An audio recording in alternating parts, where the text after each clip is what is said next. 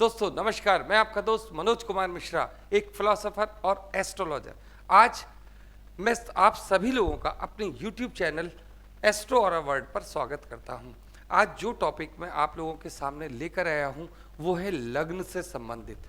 जब भी किसी व्यक्ति की हम लोग जन्मपत्री देखते हैं तो उसमें सबसे बड़ा रोल होता है लग्न का। अब लग्न क्या चीज़ होती है और वो किसी पर्टिकुलर व्यक्ति को ही क्यों मिली, तो इस पर हम लोग चर्चा करेंगे लग्न पर। तो 12 की 12 लग्न की मैं ये पूरी सीरीज आप लोगों के सामने लेकर आ रहा हूं। जिसकी भी जो लग्न हो वो अपनी लग्न देखे और जिसके परिवार में उसकी वो लग्न हो वो भी देखे। तो इस तरीके से पूरी सीरीज मैं 12 की 12 लग्नों की लेकर आ रहा हूं। उनका क्या रहस्य है, किस व्यक्ति को लग्न मिलती कैसे, अलॉट कैसे होती है, किस तरीके के हमारे कर्म होते हैं पूर्व जन्म के जो हमें उस लग्न में जन्म लेना होता है। तो बात करते हैं सबसे पहले मीन लग्न की। अब आप सभी लोग मेरे से कहोगे कि स्टार्टिंग तो होती है जी मेष लग्न से, आपने मीन लग्न से क्यों शुरू किया? देखिए, मीन लग्न से शुरू करने का रीज़न क्या है, हम किसी भी लग्न पे कभी भी कोई भी चर्चा करेंगे तो उससे पहले उसका देखेंगे 12th हाउस। मतलब वो जीवात्मा पिछले जन्म में आई कहाँ से है जो उसको इस जन्म में ये लग्न मिली। अच्छा, लग्न किसे कहते हैं? लग्न हम पूरी जन्मपत्री जैसे हमारी ये होती है ना, तो उसका जो सबसे फ्रंट वाला ये वाला सीन होता है उसे हम लग्न कहते हैं। अब यहाँ पर पड़ा हुआ है 12 नंबर। 12 नंबर मतलब सबसे लास्ट लग्न। तो सबसे लास्ट लग्न कौन सी है? मीन लग्न।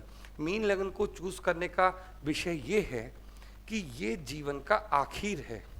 मतलब जो मीन लग्न वाले लोग होते हैं, मैंने आपको टॉपिक दिया है मीन लग्न वाले लोग कैसे होते हैं, तो इस पर आने से पहले आपको ये समझना होगा कि इस व्यक्ति को, जिस भी व्यक्ति को मीन लग्न मिलती है उसको क्यों मिली वो मीन लग्न। देखिए, जो 12th हाउस है वहाँ से उसकी यात्रा शुरू हुई, वहाँ उन्होंने खत्म किया और नेक्स्ट लग्न उसे मीन मिली। मीन का मतलब होता है जब व्यक्ति को इतने कष्ट होते हैं कि मृत्यु तुल्य कष्ट, वो लग्न होती है मीन। उसने वहाँ संघर्ष किया और उसके बाद उसको मीन लग्न मिली। तो जब हमें इस लग्न को समझना है तो इसका साइन क्या है? 2 मछलियाँ होती हैं। अब ये मछली कहाँ से आ गई, जल कहाँ से आ गया और मीन लग्न का इनसे क्या कनेक्शन है, इसको समझने के लिए आपको छोटी सी, चाहे 3 मिनट की हो या 4 मिनट की हो, एक स्टोरी जरूर सुनाऊंगा और बहुत शॉर्ट में सुनाऊंगा। मीन लग्न आपकी तुरंत समझ में आएगी। देखिए, सबसे पहले हुआ क्या, भगवान विष्णु ने का जो सबसे पहला अवतार है वो कौन सा अवतार है? मत्स्य अवतार है। तो एक बार, बहुत शॉर्ट में समझा रहा हूँ, वैसे तो ये मत्स्य पुराण में बहुत बड़ी कथा है लेकिन आपको शॉर्ट में समझा रहा हूँ कि जब जो हमारे ब्रह्मा जी हैं उन्होंने वेदों का निर्माण किया तो वो वेद उनके चोरी कर लिए गए। किसके द्वारा? एक राक्षस है ग्रीक के द्वारा। तो उसके द्वारा जब ये पूरे के चारों वेद चुरा लिए गए तो ब्रह्मा जी को बहुत अजीब लगा कि मैंने इतनी मेहनत की, ये सारा ज्ञान अर्जित किया और उनका ज्ञान चुरा लिया गया। तो ये है मीन लग्न। मतलब यहाँ पर इन लोगों के पास जो ज्ञान होता है वो गायब हो जाता है। अब वो क्या करते हैं? विष्णु जी के पास जाते हैं, सारी समस्या बताते हैं। तो वहाँ पर एक राजा है मनु, शॉर्ट में समझा रहा हूँ। मनु जब अपनी तपस्या कर रहे थे, पूजा करने के बाद, ध्यान करने के बाद, वो अपने कमंडल से उन्होंने जल लिया एक नदी से, कमंडल में से, और वो समर्पित करने लगे किसको? भगवान सूर्य को। तो होता क्या है, वहाँ एक मछली होती है, वो उनसे ये कहती है कि राजन, मुझे इस नदी के अंदर मत डालो और मैं आपसे क्या प्रार्थना करती हूँ, आप मेरे प्राणों की रक्षा करो क्योंकि इसमें बड़ी बड़ी मछलियाँ होंगी, मुझे खा जाएंगी। राजा का कर्तव्य था कि वो उसके जीवन का रक्षा करें। तो मनु के मन में कहीं ना कहीं अपने देवता विष्णु के दर्शन का बड़ा मन था कि जिनकी मैं पूजा करता हूँ, जिनका मैं ध्यान करता हूँ, उनको मैं साक्षात देख भी सकूं। अब वो क्या करते हैं कि उस मछली को ले जाते हैं और अपने कमंडल से बाहर नहीं निकालते। थोड़ी देर के बाद क्या देखते हैं कि वहां से कमंडल में से आवाज आने लगती है। वो मछली कहती है कि राजन, मेरा दम घुट रहा है, आप मुझे इसमें से निकालो। तो देखते हैं कि मछली ने कमंडल का आकार ले लिया। राजा ने तुरंत एक बड़े मटके में उसको शिफ्ट कर दिया। अब थोड़ी सी देर के बाद फिर से आवाज आती है, राजन मुझे इस मटके से निकालो। मतलब अब उस मछली ने मटके के बराबर का आकार ले लिया। इस प्रकार से करते करते वो किसी नदी में देख के आते हैं, वो नदी का आकार ले लेती है। तो फिर वो उस मछली को समुद्र में जाके डाल आते हैं। जब वो उसे समुद्र में डालते हैं तो वो पूरी मछली समुद्र के आकार की हो जाती है। तब मनु को ये बात समझ में आई, वो हाथ जोड़ के खड़े हो गए और वो ये बोले कि भगवान ये आप है, आप मुझे दर्शन दो। भगवान विष्णु प्रकट होते हैं और मनु से ये कहते हैं कि प्रलय आने वाली है, मतलब सारा का सारा जो ये सृष्टि है ये नष्ट होने वाली है। तो तुम्हें क्या करना है कि नागों के देवता को, वासुकी को अपने साथ लेकर, सप्तऋषि मंडल को अपने साथ लेकर, जितने भी पेड़ पौधे या मनुष्य, जितने भी जीव जंतु जानवर, इन सब का बीज अपनी नाव में रखो, एक बड़ी नाव का निर्माण करो और उस नाव को इस समुद्र में लेकर आओ, तब ये आप इसको अगली सृष्टि में दे पाओगे। तो इस प्रकार से बहुत सारी कथा चलती रहती है। ये बड़ी मुश्किल से अपनी नाव को बाहर निकाल पाते हैं, तो ये बाहर निकल कर आते हैं और नई सृष्टि की उत्पत्ति होती है। तो ये है कनेक्शन मीन राशि का उस मृत्यु तुल्य कष्ट में। देखिए, जब भी सृष्टि नष्ट होती है तो वहाँ पर क्या होता है, बहुत पानी बरसता है, बाढ़ आती है। तो ये सब पानी है, बाढ़ है, इस सब तकलीफ़ों को झेलते हुए ये लोग आगे बढ़ते हैं। और इस समय इनके पास इनके वेद, मतलब इनका ज्ञान यहाँ नहीं होता। अब इस वजह से इन लोगों को लग्न मिली मीन। अब आगे चलते हैं। हर हाउस से, उससे अगला वाला जो हाउस होता है ना, उसके गेन का हाउस होता है। ये पूरा जीवन होता है। ये लग्न अगर है किसी भी व्यक्ति की, कोई भी लग्न है, तो वो क्या है, राजा, हम स्वयं। तो क्या है, इससे अगला वाला घर क्या होगा, हमारे गेन का हाउस होता है। गेन का हाउस मतलब जैसे ये सेकंड हाउस में आते हैं, सेकंड हाउस में इनको क्या मिलता है, अश्विनी कुमार की एनर्जी, मतलब मंगल का घर मेष राशि में। अब जब ये ऐसा बच्चा है जो बहुत संकट से आया है, अब उसको सबसे पहला ट्रीटमेंट किसका चाहिएगा, मंगल का। और ये कहाँ पर है, उसके परिवार में। तो ऐसे लोग जो होते हैं बड़े परिवार के होते हैं, उनको परिवार का बचपन से ही बहुत प्यार मिलता है। यहाँ पर उनको धीरे धीरे धीरे आगे बढ़ने की प्रेरणा मिलती है। अब दूसरा, जब फर्स्ट हाउस मतलब सेकंड हाउस से निकलने के बाद जब थर्ड हाउस में आते हैं, तो ये क्या होता है, ये होता है जी शुक्र का घर और पराक्रम का भाव। तो सेकंड हाउस में इनको शरीर मिलता है, बहुत अच्छा पालन पोषण होता है और मन की हीलिंग होती है। मन की हीलिंग, ये हीलिंग का हाउस है। थर्ड हाउस को हम क्या कहते हैं, हीलिंग का हाउस। अब जब हाउस हीलिंग का है और मिला किसको है, शुक्र को, ये हाउस है शुक्र का, तो मन इनका बहुत प्रफुल्लित होता है और ये दिन दूनी रात चुगनी तरक्की करते हैं। मतलब इनकी हेल्थ, इनका ये बहुत अच्छा रहता है। ये अभी बात हो रही है, धीरे धीरे आपको इनके जीवन के बारे में बताता चल रहा हूँ। थर्ड हाउस, देखिए थर्ड हाउस क्या है, थर्ड हाउस में जब ये थर्ड हाउस में इनके मन की हीलिंग हुई, अब आते हैं ये फोर्थ हाउस में। अब यहाँ नंबर क्या पड़ा हुआ है, 3 नंबर, मतलब बुद्ध का। मतलब अब मन की हीलिंग के बाद क्या स्टार्ट हो गया, बुद्धि। तो इनको वाहन का सुख, घर का सुख, माता का सुख कौन इस स्थान को देगा, बुद्ध। मतलब ये अपनी बुद्धि से, अगर माता इनके अगेंस्ट भी है, मतलब इनके बहुत सारे विचार इनकी माता से नहीं मिलेंगे, लेकिन आप कभी कभी देखोगे अपनी बुद्धि से ये बच्चा इतना इंटेलिजेंट होता है कि वो क्या करेगा, सबको अपने पक्ष में रखने की कोशिश करेगा। किस चीज़ से, अपने तर्क से, अपने सारे सिस्टम से एफर्ट करेगा। और किस चीज़ के लिए, जितना भी आप वाहन देखोगे या भूमि देखोगे, ये एफर्ट्स करते जाएंगे। एफर्ट्स का हाउस आने वाला है, एफर्ट्स करते जाएंगे और जीवन में आगे की यात्रा करते जाएंगे। अब हम आते हैं इनके फिफ्थ हाउस में। अब इनका फिफ्थ हाउस कौन सा है, फिफ्थ हाउस में क्या नंबर पड़ा है जी, 4। जब हम अपने फिफ्थ हाउस में, जब ये मीन लग्न वाले फिफ्थ हाउस को देखते हैं, तो क्या है, यहाँ पर इनको मिली है चंद्रमा की एनर्जी। चंद्रमा की एनर्जी क्यों मिली है, क्योंकि मन से जुड़े ये भावुक लोग होते हैं। मीन लगन वाले लोग भावुक होते हैं, क्योंकि इन्होंने इतने कष्ट झेले हैं जीवन में, इतने कष्ट हैं कि इनको हर चीज इनके मन पर बहुत गहरा असर करती है। अब इनके बच्चे कैसे होंगे? देखिए, मेल चाइल्ड, सबसे पहले हम आपसे कहेंगे इनका मेल चाइल्ड। अब इनका मेल चाइल्ड क्या होगा?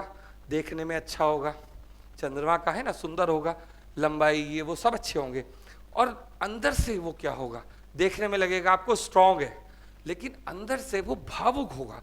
तो बच्चों के घर में चंद्रमा के आने का मतलब ही ये है कि बच्चे देखने में सुंदर हैं, स्ट्रांग हैं, लग रहे हैं सब आपको, लेकिन मन उनका जो होता है वो भावुक ही होता है।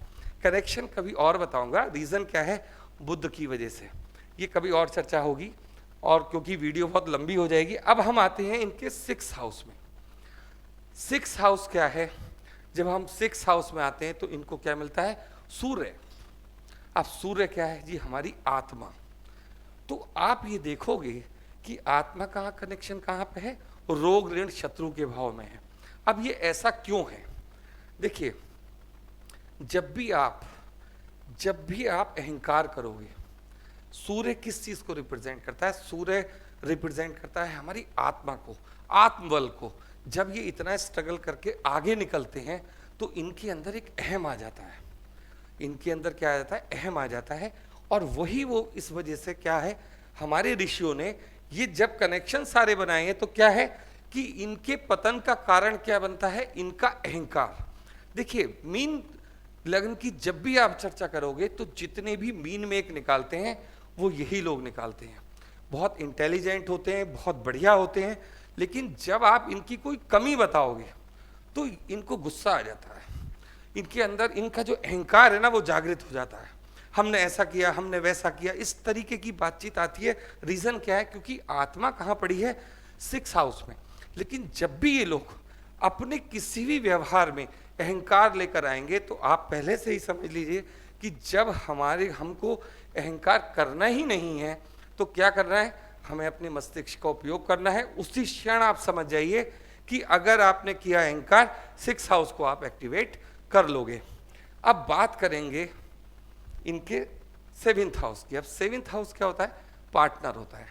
देखिए, यहां बुध अलग टाइप का रिएक्शन करेगा, और यहां है मैच्योर बुध, तेज, चालाक, चतुर। और 6 हाउस के बुध को हम क्या कहते हैं? व्यापारी। अब मीन लग्न वालों का ये लाइफ पार्टनर भी है।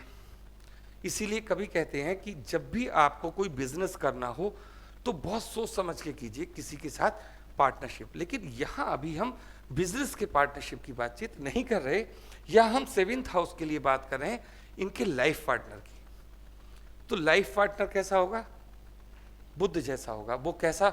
मैच्योर बुद्ध। हर चीज को कैसा? हर चीज को ये सोचना कहीं इसने ये बात गलत तो नहीं कह दी। इसने मतलब लग्न ने, ये आपका मिरर हाउस है, ये रिफ्लेक्शन है। इसको हम शत्रु भाव भी कहते हैं। अगर आप देखो, हस्बैंड वाइफ का जो रिश्ता है वो हमारा फ्रंट मतलब सामने का एनिमी होता है। तो इनका जो स्पाउस होगा ना, इनकी हर बात को, छोटी से छोटी बात को मेमोरी में रखेगा। आपने उस समय मेरे से ऐसे बोला था, ये रिएक्शन दी थी, मतलब हर तरीके से इनके ऊपर हावी होना चाहेगा। क्यों? क्योंकि बुद्ध है ना, उसके पास बहुत सारे तर्क होते हैं, बहुत सारे ऐसे तर्क होते हैं कि चुप हो जाएंगे ये लोग। क्यों चुप हो जाएंगे? कि चलो भाई इनको कहने दो। अच्छा, इनका मतलब ये नहीं होता है, बात इन्होंने ही कही है वो, और वो बात जो बुद्ध उठा रहे हैं, जो ऑब्जेक्शन बुद्ध उठा रहे हैं, वो बिल्कुल ठीक भी है, लेकिन उसका समय गलत है, उसको कहने का नजरिया गलत है। बात किसी और सेंस में की जा रही है, बात वही है, लेकिन क्या है, ये तो मैच्योर बुद्ध है ना, अपने फेवर की बात करेगा। तो इन्हीं की बात अगर उसे सामने वाले को समझानी है तो लोग सब इनको गलत बताएंगे कि भाई आपने ऐसा कहा है, ये तो सीधे साधे लोग हैं, हाँ जी हमने कहा है। और बुद्ध उसको कैसे करेगा? उपयोग करेगा। तो इस तरीके का इनका पार्टनर होगा। तो यहाँ पर मैरिज में प्रॉब्लम्स होती हैं। शादी करने की जब बात आती है ना, तो ये किसी भी लड़के से शादी बहुत मुश्किल से करते हैं। अगर कोई लड़की है तो लड़के से, और लड़का है तो लड़के से। इन्हें बहुत मुश्किल से समझ में आता है। क्यों? क्योंकि ये हैं बुद्धिजीवी लोग, और इनको क्या है कि कुछ ना कुछ मीन में एक निकालने की आदत है। तो तो इनके घर वाले सेकंड हाउस, ये वो सेकंड हाउस है जो क्या कहेगा, भाई हमने तुम्हें पढ़ाया लिखाया, तुम इतने कमजोर पैदा हुए, तुम ऐसे हुए, तुम वैसे हुए, हमने आपको मेंटली सपोर्ट किया, ये पैसे से सपोर्ट किया, इस तरीके की कुछ बातें करके उस बंदे से शादी करा देंगे। तो ये इनका कॉम्बिनेशन है। आप इस बात को समझिए कि मीन राशि वालों का जो पार्टनर है वो बहुत ही ज़्यादा एडवांस विचारों का होगा, मतलब हर तरीके का क्या मैं की बात उसके अंदर होगी। तो इनके साथ इनकी शादी होना भी थोड़ा मुश्किल पड़ती है, और जब इनकी लाइफ पार्टनर इनकी पसंद का नहीं होता है तो इनको दिक्कत क्रिएट होती है लाइफ में। ठीक है, अब हम लोग चर्चा करते हैं 8th हाउस की। देखिए कितनी सुंदरता है पूरी चीज़ों में कि जब आप 8th हाउस में आते हो तो फिर आपको क्या एनर्जी मिली, शुक्र की एनर्जी मिली। अब यह शुक्र की एनर्जी है क्या, 8th हाउस में शुक्र की एनर्जी मीन लगन को मिलती है। इसका मतलब क्या है, देखिए कहीं ना कहीं अगर आप इस बात को समझ पाए कि शुक्र जो होता है मीन राशि में ही उच्च का होता है।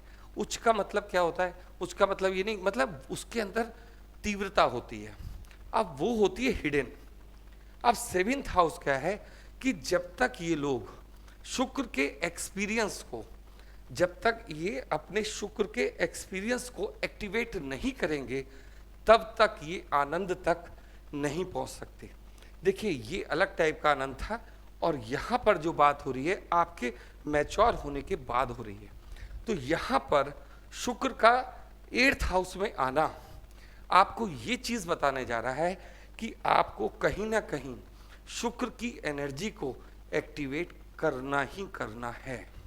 ठीक है, अब हम लोग चर्चा करेंगे इनके 9th हाउस की, मतलब जहां पर नंबर पड़ा हुआ है 8 नंबर। अब ये 8 नंबर क्या है, जब ये शुक्र की ऊर्जा को लेंगे तब ये फिल्टर्ड होंगे, इनका भाग्य आगे बढ़ेगा। क्यों, क्योंकि जो इनका माइंड डिस्टर्ब चलता रहता है, हर समय सोच, हर समय बेकार विचार, तो यहाँ आने के बाद शुक्र की एनर्जी को एक्टिवेट करने के बाद ये पहुंचते हैं 9th हाउस में। 9th हाउस में क्या मिलेगा, मंगल। और मंगल क्या है, इनका दोस्त, इनको देगा एनर्जी और आगे बढ़ने की क्षमता। तो यहाँ से ही लोग आगे बढ़ना शुरू करते हैं। अब इनके अगर फादर वगैरह की बात आप सोचोगे, क्योंकि ये हमारे पिता का हाउस भी है और उसमें मंगल है, तो इनके जो पिता होंगे ना स्ट्रिक्ट होंगे, वो सब बातें आगे चलती जाएंगी। अब हम आगे आ जाते हैं इनके 10th हाउस पर। देखिए यहाँ से जो चर्चा शुरू हुई थी कि इनका ज्ञान समाप्त हो गया, इनके वेद, ब्रह्मा जी के वेद चोरी हो गए, तो जिसको भी ये लग्न मिलती है वो अपने को यही समझे कि उसका जितना भी दर्शन है, उसके जीवन का जो भी उद्देश्य है वो किसकी है, ज्ञान को प्राप्त करने की, जो आपके पास था उसको प्राप्त करना। अब ये 10th हाउस में 9 नंबर पड़ा हुआ है, इसका मतलब धनु लग्न। धनु लग्न का स्वामी कौन है, यही स्वामी है गुरु।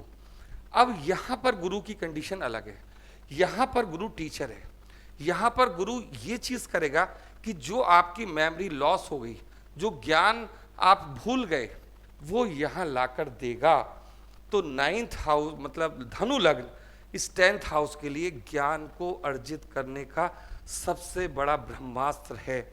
मतलब आपकी जो खोज है, आपकी जो रिसर्च है, वो किस चीज़ से संबंधित है, नॉलेज से। तो आप नॉलेज गेन कीजिए। तो इसमें आपको यहाँ नंबर दिया गया है धनु लग्न का, तो यहाँ पर आपको पूरी तरीके से क्या है, अपनी खोज को काय में लगाना है, विजडम में, ज्ञान में, तो आप लोग आगे बढ़ेंगे। अब आता है fulfilment of desire, 11th house. और 11th हाउस में क्या पड़ा है, शनिदेव महाराज। देखिए जब आपका मन फिल्टर हो गया, जब आपका मन फिल्टर हो गया, आपको ज्ञान मिल गया, सब कुछ मिल गया, तो शनिदेव क्या है, फुलफिलमेंट ऑफ डिजायर। अब आपकी डिजायर क्या रहेगी, मोक्ष की, आगे बढ़ने के लिए। तो इस तरीके से जब ये यात्रा यहाँ से यहाँ शुरू होती है, मतलब 11th हाउस में आपके लाभ भवन में जाती है, तो लाभ आपको कभी भी देखेंगे, आप इस बात को चेक कर लीजिएगा, आपको पैसा भी मिल जाएगा, आपको मकान भी मिल जाएगा, आपको गाड़ी भी मिल जाएगी, लेकिन रिक्वायरमेंट किस चीज़ की रहेगी कि जो मेरी नॉलेज है ना उसको और लो और बांटो। ये है फुलफिलमेंट ऑफ डिजायर। और इसके लिए शनि को यहाँ पर, शनि का घर शनि को इसीलिए दिया गया कि जिससे जब आप इस चीज की डिजायर करें तो सबसे बढ़िया किसके पास क्षमता है, ये शनिदेव महाराज की। अब हम आते हैं इनके 12th हाउस पर। तो देखिए, आप 12th हाउस, यात्रा कहाँ से शुरू करते हैं, जहां से अंत होता है वहीं से शुरुआत होती है। तो ये फिर वही चीज आ गई, शनि का ही घर है। और अब इस घर में क्या है, एक खेल चल रहा है। मतलब शनि 11th हाउस में क्या है, राहु भी ऐड हो गए, यहां पर राहु ऐड हो गए। मतलब शनि के घर में राहु का, अब या तो आप माया के पीछे भागेंगे 12th हाउस में, लास्ट में क्या होगा, या तो आप मोक्ष की तरफ जाएंगे या आप माया की तरफ। तो ऐसे लोग मोक्ष की तरफ ही जाते हैं, राहु की बातों में नहीं आते। मतलब राहु को कभी भी आप ऐसा ना समझें कि वो मोक्ष में बाधक है, लेकिन वो क्या कहता है 12th हाउस में बैठकर कि पहले अपने कर्तव्य पूरे कीजिए, जिसको जो आपके जो बच्चे हैं या आपके जो समाज के प्रति कर्तव्य हैं उनको जरूर पूरा कीजिए, उसके बाद मोक्ष लीजिए जैसे आपका मन करे। क्योंकि आप गुरु के लग्न के व्यक्ति हैं तो राहु यहाँ पर ज़्यादा परेशान नहीं करते। तो यहाँ 11th हाउस में फिर वही खेल है कि या तो ज्ञान ले लीजिए या फिर संसार ले लीजिए। तो ये लोग प्रेफर किसे करेंगे, ज्ञान के लिए। तो इस तरीके से पूरा जीवन यापन होता है मीन लग्न के लोगों का। देखिए, आपको वीडियो मेरी कैसी लगी, वीडियो को लाइक कीजिए और मेरे चैनल को सब्सक्राइब कीजिए। आज के लिए इतना ही, धन्यवाद।